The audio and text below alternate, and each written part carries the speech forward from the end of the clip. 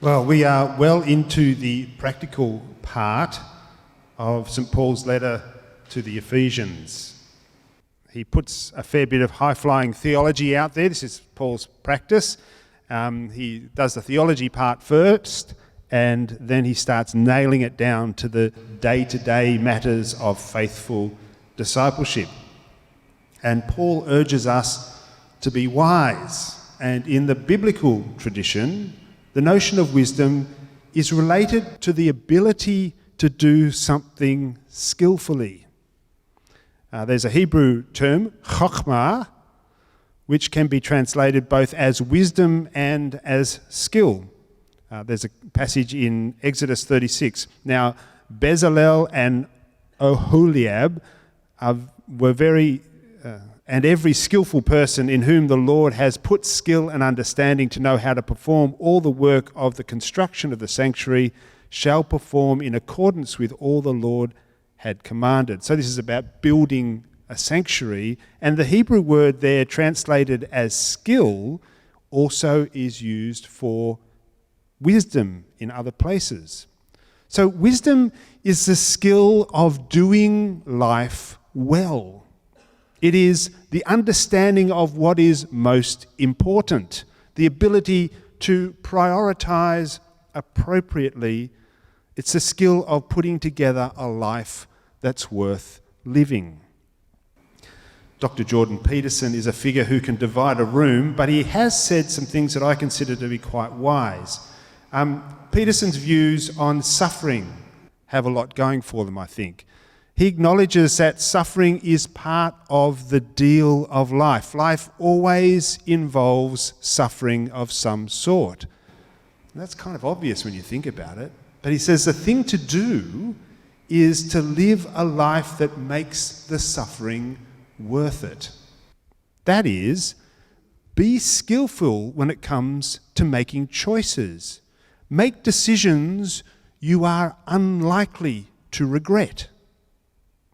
Make choices that are worth the price of whatever may come next.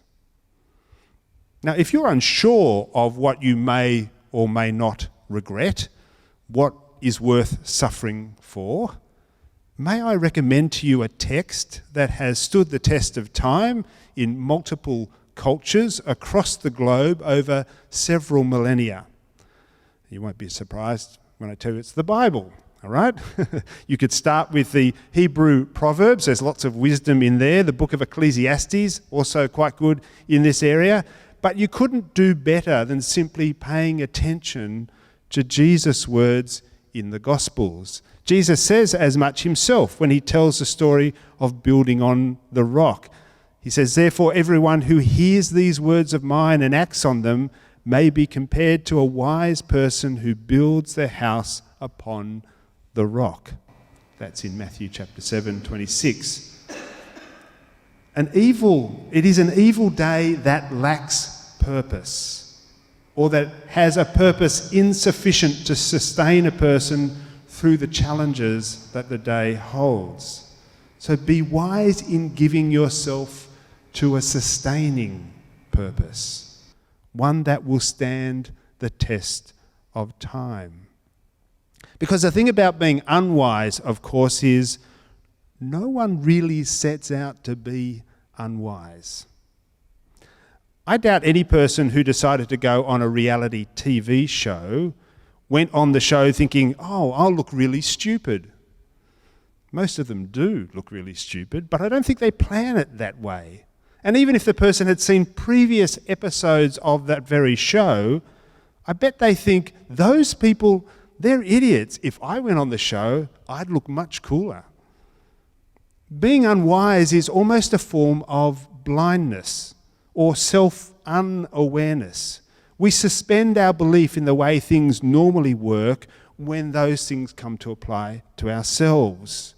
If we were to observe someone else about to do the things that we were planning to do, we would find it quite easy to critique their actions, but somehow we convince ourselves that it'll be different for us.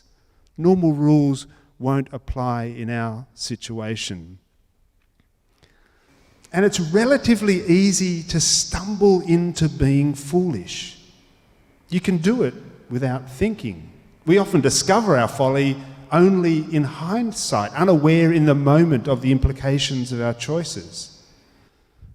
On the other hand, one tends to not accidentally end up being wise. That is a more deliberate process. It generally involves forethought and discipline. It tends to be a well-considered and then specifically chosen path.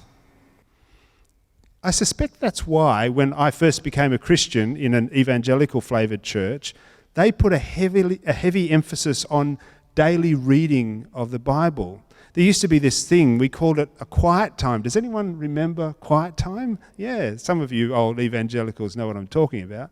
A time each day to still your thoughts, calm your heart, and read the scriptures. To avoid just going over and over a few favourite bits of the Bible, I used a reading plan that took me through the whole Bible in 3 years. That was tedious at times because some of the genealogical stuff in the book of Numbers offered very little spiritual nourishment. But the discipline of stopping every day, sitting down and reading scripture, that was gold for me. I read through the whole Bible twice before I'd been a Christian for 10 years. And actually, I doubt I've read the whole Bible again since that time, interestingly. It's easy not to do things like that. In fact, it's really easy not to bother. And I know each person will have a particular approach to the way that they nourish themselves spiritually and find disciplines that help them be wise. And you've got to find one that's helpful for you. And these days I read the Bible in a very different way to the way I did when I was first a Christian and first learning about Christ. But I will always be grateful for that early discipline. I think it set me up in quite a helpful way.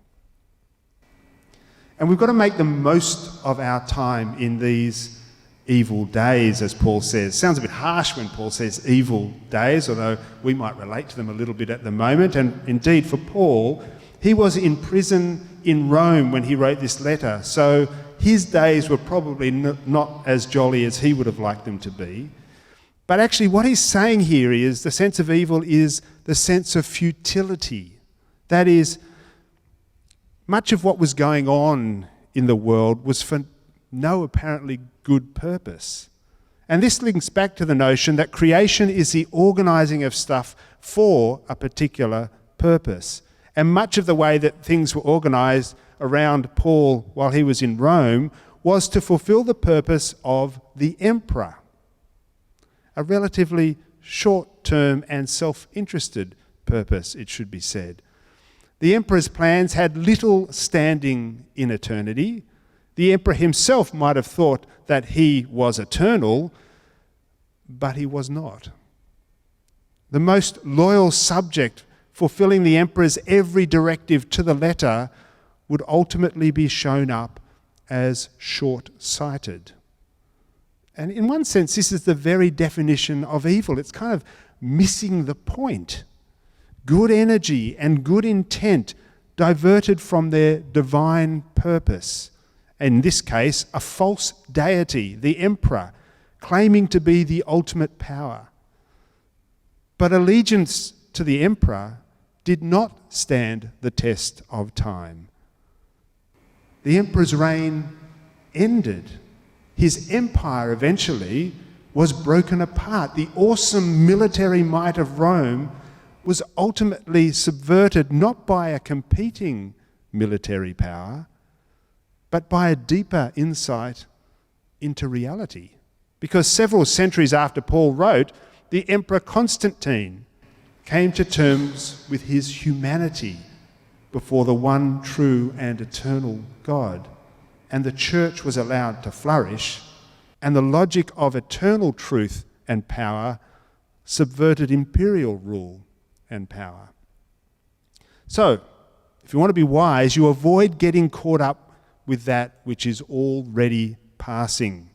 Give yourself to those things which stand forever. So much that passes for de rigueur, that's a French word that means the customs and fashions that we feel compelled to comply with. These things, they just change like the wind. What are the things that stand forever, I hear you ask, across the Zoom airwaves? What are the eternal things? They are the fruit of the Spirit. Love, joy, peace, patience, kindness, goodness, faithfulness, self-control, gentleness. As Paul says in chapter 6 of his letter to the Galatian church, against these things there is no law. No one wants to restrain these things. No one says, whoa, stop right there. You love me too much. We don't rebuke people for being too faithful. There's no law against these things because we all know these things are eternally good. The more people were to do these things more often, the better it would be for everyone. They are the building blocks of a social culture of abundance. These eternal things, when practiced by a community, provide the framework in which all may flourish. And it's worth pausing for a moment and realizing that this is our life. We're living it right now. Even in lockdown, we're living it right now. And we want to make the most of it. And I don't mean the short-term, maximize your own comfort and enjoyment right now kind of make the most of it, but a more substantial kind of living a worthwhile life kind of making the most of it. By doing those things that we will never have cause to regret. Those things that hold their meaning in eternity. Those things that bring life to the people around us and indeed to us as well. Those things that if everyone were to copy us and do the same, it would be exponentially better for everyone as a result. That's how we make the most of our time in this evil day. I'm reading a book at the moment called The Image. It's by Daniel Boorstin. He was the librarian of the Library of Congress in the US about 60 years ago. That's when he wrote the book as well. And the trends he identified more than 60 years ago have only accelerated during my lifetime. Boorstin identifies that most people in the culture of his day had unrealistic expectations of what life would deliver to them. Boorstin outlines how detached the general population were becoming from the realities of their world. And he covers a few things like the cult of celebrity, people who were famous simply because they were famous. It's so vacuous. And he contrasts this with true heroes, people who bravely applied themselves to achieve something that was good for the community, good for many people. He explores the difference between being a traveller and a tourist. Travellers endured many risks and challenges, and the journey was just as much the point as getting to a particular destination, which he contrasts with the tourist who wants to be conveyed with all the comforts of home, stay in a hotel that reflects the culture of their home country, and perhaps observe a few things that are a bit different in a new location. He does a penetrating section that covers expectations regarding news coverage, and this has just exploded more recently, but even back then he said, people expect fresh news every time they open their newspaper. God, that was like once a day back then. And this was a time when media organisations began to collude with this desire and generate news events to pad out their publications. He refers to opinion pieces or think pieces that started to emerge at that time, pre-written, timed press releases that were given out to be released tomorrow when the news would occur. Like they anticipated what was going to be the most important thing coming up the next day. And all of these things, this general preference for safe predictability, along with a confected kind of news and public discourse, creates an unrealistic expectation of what life will deliver to us. In fact, when everything goes well, life is just meeting our expectations. And when it doesn't, we are disappointed. There's little room for gratitude because we've come to expect everything. And this is when a life disruption can offer unexpected grace. Now, in my experience, Peter Carter, who many of you know, has always been a very positive kind of guy. But since he had his potentially life-threatening stroke, I sense an even deeper gratitude for life in Peter.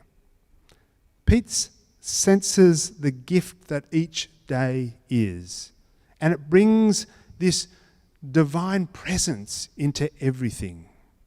See, the thing is, each day is a gift to us. There are no guarantees of particular outcomes. We make life as we respond to the opportunities and challenges that are presented to us in each moment, each day. This is just as true whether you've been through a life-threatening event or not. It's just as true during a pandemic lockdown as it is at any other time. And of course, the other delightful thing about a joy-imbued gratitude is it's contagious.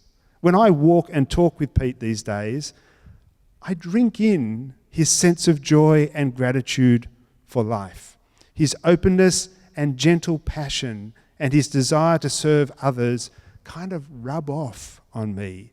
I like hanging out with him. And it's not that Pete says particular things or says them in a particular way. It's not that he does particular things even. It's the joy and gratitude that resides in his heart. It helps me gain perspective, to find reference points that are more substantial than simply what's happening right here and now, how I'm feeling right here and now. And this gratitude and joy is the place that gives rise to worship. And importantly, it's not related to a particular outcome. Because whether life is working out for us the way we might have hoped, or taking a very different course to the one we had hoped or planned, we can still be grateful for life itself. The opportunity to ease someone else's burden, to bring life to another, the opportunity to live and love and know other people. That's what we're doing here at the Mustard Seed. We are walking through life together in such a way as to ease one another's burdens and to spur one another on to love and good deeds. And that's why we're going to sing another song of worship to our God. Ooh. Yep, just a few more seconds. They're keen. I love that about our worship team. Because our God calls us to life-giving, life-generating stuff. And we have the opportunity to participate in the eternal. Our God is not overthrown. His kingdom does not end. I think you probably know that I don't mind partaking of a drink every now and then. It can soothe the soul at the end of the day and help one relax. You be quiet, Mr. Benson. But for going more deeply into life, you cannot beat worship of our God.